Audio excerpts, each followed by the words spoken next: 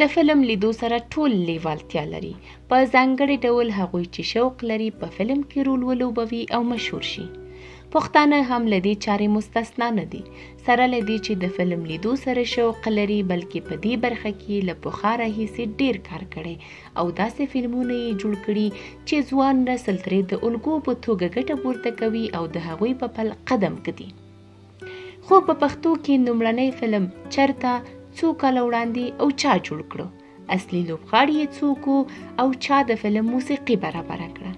په دې ویډیو کې به د پښتو ژبې په هغه فلم خبرې وکړو چې د لومړي ځل لپاره پښتنو جوړ کړو او د پښتو د سینما په تاریخ کې د لا نورو فلمونو جوړولو ته لار هواره کړه.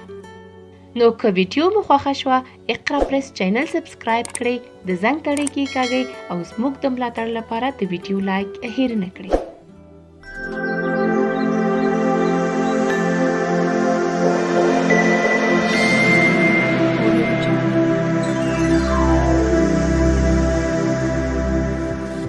د پښتو ژبې لومړنی فلم 80 کاله مخکې ممبئی ښار کې جوړ شوی و.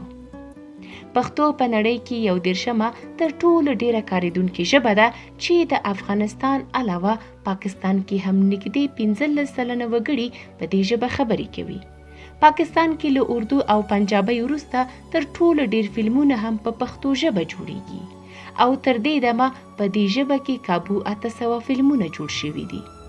خو آیا خبر یاست چې د پښتو ژبې تر ټولو لومړنی فلم په پېښور، کراچۍ یا کابل کې نه بلکې د بالیووډ په زړه یعنی ممبئی ښار کې جوړ شوی و؟ د دې فلم د کیسې او د جوړونکو په اړه د بحث لپاره باید په تاریخ کې 80 کاله شاته لاړ شو. د پښتو ژبې د لومړني فلم نظر یا سوژه د پښتو ژبې یو تر ټولو نامتو شاعر امیر حمزه خان شینواري وړاندې کړې وه. ښاغلي حمزه شینواري په 1938 کال کې غوښتل چې په پښتو ژبه کې یو فلم جوړ کړي. نوموړي غوښتل چې دې فلم ته د لیلا مجنون نوم ورکړي.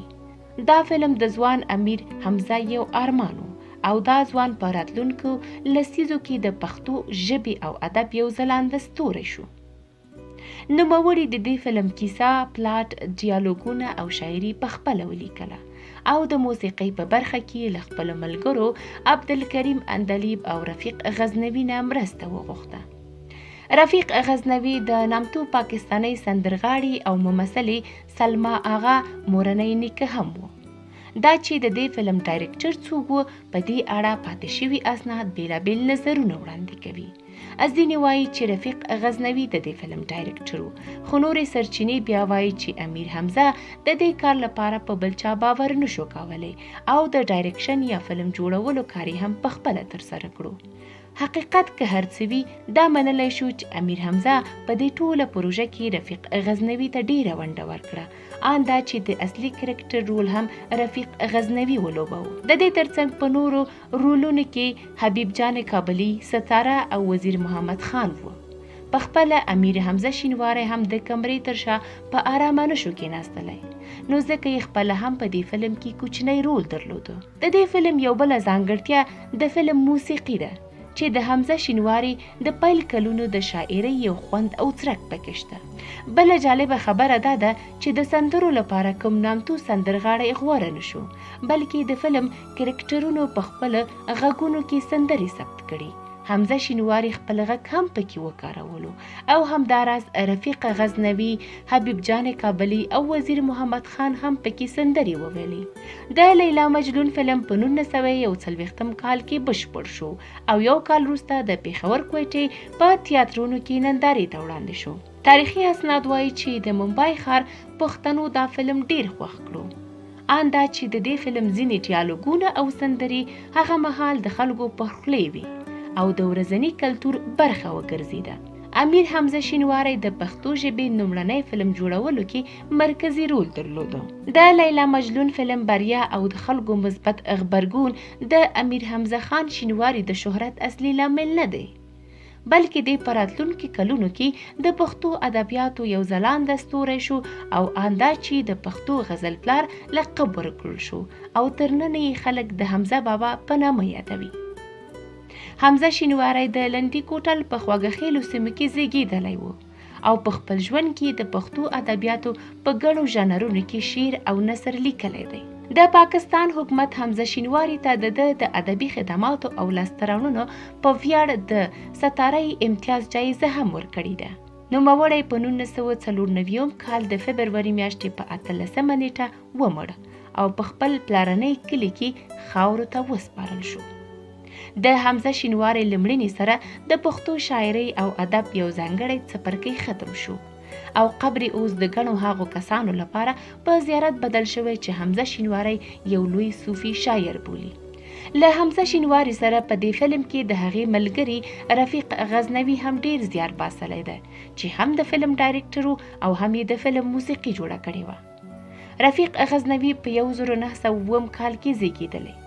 لاهور پنډۍ له اسلامیه کالج نه یې 10م ټولګی ولوست او وروسته یې د لاهور اسلامیه کالج او همداراز د پنجاب پوهنتون کې زده کړې وکړې. نوموړي ته له حمزه شینواري سره یو ځای د لیلا مجنون فلم د ډایرکټرۍ ویاړ ور په برخه دی. نوموړی تل له کلاسیکي موسیقۍ سره لیوالتیا درلوده. له سینما سره یې اړیکه په 1930 کال کې هله پیل شوه چې په یو ګونګ یا بېغږه فلم کې کار وکړو او وروسته یې د هیرا رانجا فلم موسیقي کمپوز کړه. د دې فلم جوړولو پر مهال رفیق غزنوي د همدې فلم پر اصلي ښځینه کرکټر انوري مین شو او دواړه بازار ته د دې فلم له راوتلو وړاندې واده وکړو. د دوی یوه لور وزیږېده چې زرینه نوم یې پرې کېښودو او وروسته زرینې هم د نسرین په نامه په فلمونو کې په کار پیل وکړو. د زرینې لور یعنی د رفیق غزنوي لمسۍ سلما اغا په هند او پاکستان کې د موسیقۍ او فلم یوه ځلانده ستوري شوه چې ان تر ننه یې مینوال یادوي. نوموړی همداراز د هغې ډلې غړی و چې د پاکستان ملي سرود یا قومي ترانو لپاره یې موسیقي تصویب کړه. رفیق غزنوي په 1940 کال د مارچ په 2 نیټه په کراچۍ ښار کې ومړ. په دې فلم کې بله څیره چې له امیر حمزه سره یې د فلم په جوړولو کې مرسته کړې د پېښور وزیر محمد خان دی.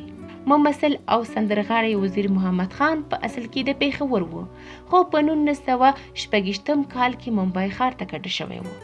هلته یې په پیل کې په ګونګو یا بېغږه فلمونو کې دنده پیل کړه او وروسته د کشمیرا، مونوویجي، دلفروش او هیملیت په څور فلمونو کې راڅرګند شو. خو د هغه د شهرت اصلي لامل د هند په لویه وچه کې لومړی غږیز فلم علم ارا و. په دې فلم کې دی خدا کې نام په مشهوره سندره کې راڅرګند شو. دا سندره د هند په لویه وچه کې د غږیزو فلمونو لومړنۍ موسیقي بلل کیږي. نوموړی په 1940 کال د اکتوبر په 14 نیټه د هند په ممبئی ښار کې ومړ. د دغه سترو شخصیتونو د زحمتونو له کبله اوس پښتانه د سینما په تاریخ کې ښه فلمونه لري او پرې ویاړي. دا اوس موږ د نن ورځې ویډیو تر بیا مو په لوی خدای سپارم. زموږ د بلې معلوماتي ویډیو په تمه اوسئ.